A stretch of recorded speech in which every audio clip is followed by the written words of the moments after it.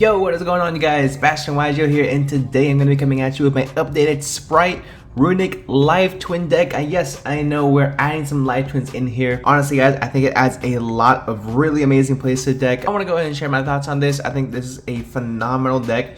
Rogue level, but potentially tier 2, nothing too crazy. I think that the more pure hand trap version of Spright is going to be a lot better. Again, especially with just the way the format really is right now.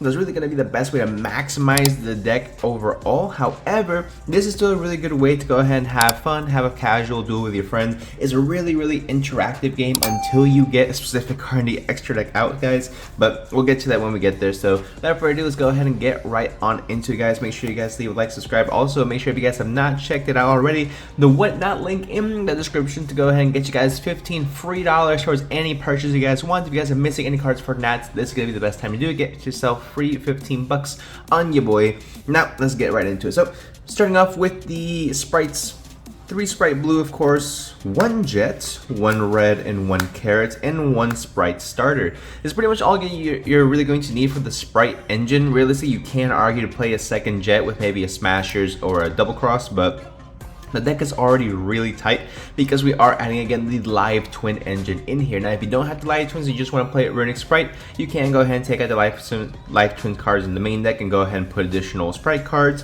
or additional Runick cards as well. Either way adds consistency to either of those engines. But again, I really like the ability that the live twin gets you to draw, gets you additional interruption with the pop, and gets you access to a lot of really cool plays in the extra deck as well. For the live twin stuff, we played 3 copies of the live twin Leela, 1 copy of Kisakila, 1 copy of Frost, and 1 copy of the Sunny Snitch. So you can see a very similar pattern in our engines. Realistically, a similar spacing as well. So again, what you want to do is you want to see as many of the engines as possible. If the live twin stuff gets stopped, great, you go into the sprites. If the sprites get stopped, you go Runick, and Runick will get you anywhere because Hugin is a level 2, it's a free extender, and you have what, 15 different copies of it in your main deck, so which is fantastic. So that's going to be it for the actual engines themselves. I really like having Kisakila Frost in here. Now I've seen a few other live twin Runick Spright decks that just play this. However, I do want to take it a step further with the new support that we received from Terminal Revenge and play 2 copies of Swap Frog with 1 Mirror Mage and 1 copy of Freezing Chains of the Ice Barrier. Now for those of you guys who are new to the strategy, Kisakila Frost is an Aqua monster, which you can go ahead and use to make totally awesome with Mirror Mage or with Swap Frog, whichever one. You cannot send this off of the Swap Frog because Swap Frog, I believe, just sends a water, water Aqua. This is a light Aqua, so this is something to keep in mind. But totally awesome does say you just need the Aqua monster, so you can make it with Kisakila Frost, which is huge, and because the Kisakila Frost is so easily accessible in the deck. First of all, second of all, this is a phenomenal strategy to go ahead and play. It's because you can really maximize the potential of your gigantic Spright. You don't play 2 copies like you normally would in most Spright variants, you just play 1. And if you don't really have anything else to go into, if you already drew all your engine, this is going to be a phenomenal way to go ahead and either add on to the end board or to use as an additional extender. This is phenomenal. I really found through testing that is really good to end on a full live twin Spright board and then just slap a Toad on top of that as well. Now remember, the live twin stuff does lock you into Fiends, so just make sure you're doing all that kind of stuff before. Play around with the deck a little bit, you guys will get to see what I mean. For the hand traps, 3 Ash, 3 Imperm. That's really all you really need. This just covers the most amount of stuff. You don't want to play Droll for obvious reasons. You don't want to play Nib. You don't want to play Ghostmore. Doesn't do enough on its own. I think these are just the best ones because even if you draw into an Imperm, it's really good going second as well, so you like it. And Ash Blossom, especially to counter that Molchumi card coming out of Infinite Forbidden, which again, you can play that card as well in here in the event you're going second. Again, more of a side deck card.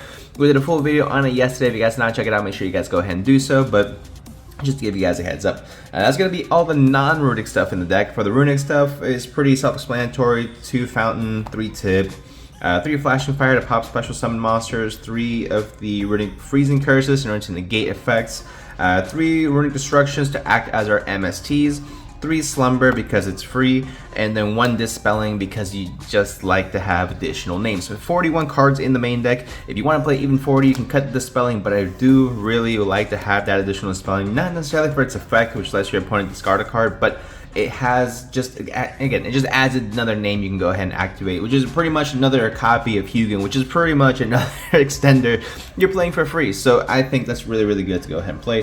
41 cards in the main, not too crazy. So let's go ahead and get into the extra deck, guys. Now, with the Runick Engine being so involved in this as well, guys, you have to keep in mind, you're not looking to OTK your opponent. You're really going into every single duel, understanding that it is going to be a bit of a grind. Now, with the certain cards you are going to play in these extra deck, it is something to keep in mind that there are ways to go ahead and win through alternative win conditions as well, which is actually just the more common one, just beat down your opponent.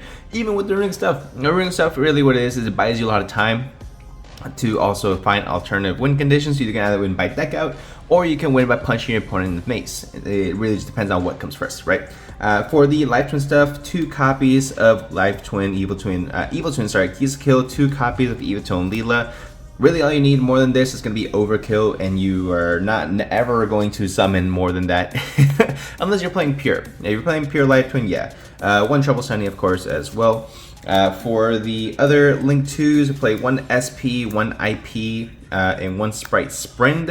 Also in here should be Muckracker from the Underworld, which I currently do not own. I thought I did. I don't.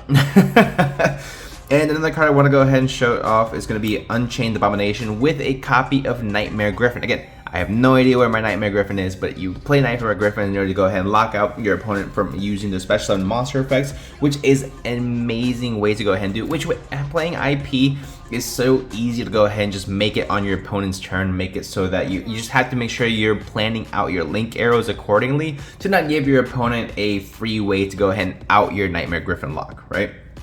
2 copies of yugioh. I really wish I had space for a Gary. I cannot find space for a Gary, unfortunately, right now, but the 2 yugioh is pretty much all you're going to need. And if you can find anything that you don't like in this package and you want to go ahead and cut out, highly recommend a Gary so that you can go ahead and make sure you're able to add back any field spells in the event it gets popped. 1 copy of Gigantic Sprite, and 1 copy Totally Awesome to round off the extra deck for 15 cards. Again, only 2 cards I was missing was the Muckracker from the Underworld and the Nightmare Griffin. Again, I have no idea where those cards are, but I guarantee you I owned them at one point in my life. But yeah, again, 1 Gigantic Sprite, you're not going to be going into this like a lot, just you're guaranteeing you're going to go ahead and make this on your opening play, and you get to go ahead and choose where you want to go about it. You can go the Live Twin route, or you can go with the Swap Frog into Totally Awesome route, or you can go into your standard Sprite plays. The one thing I don't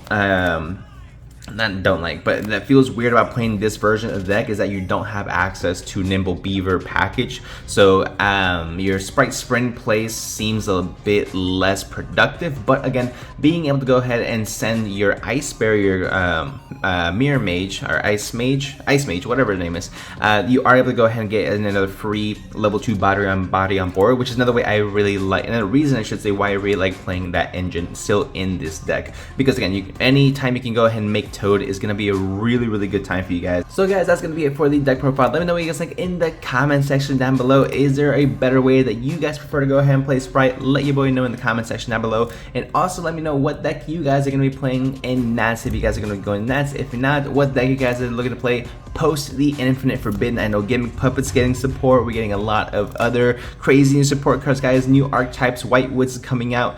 Exodia support is going to be absolutely phenomenal, guys. So be sure to let me know what you guys are going to be playing in this upcoming format. But without further ado, hope you guys did enjoy, and I'll see y'all in the next one.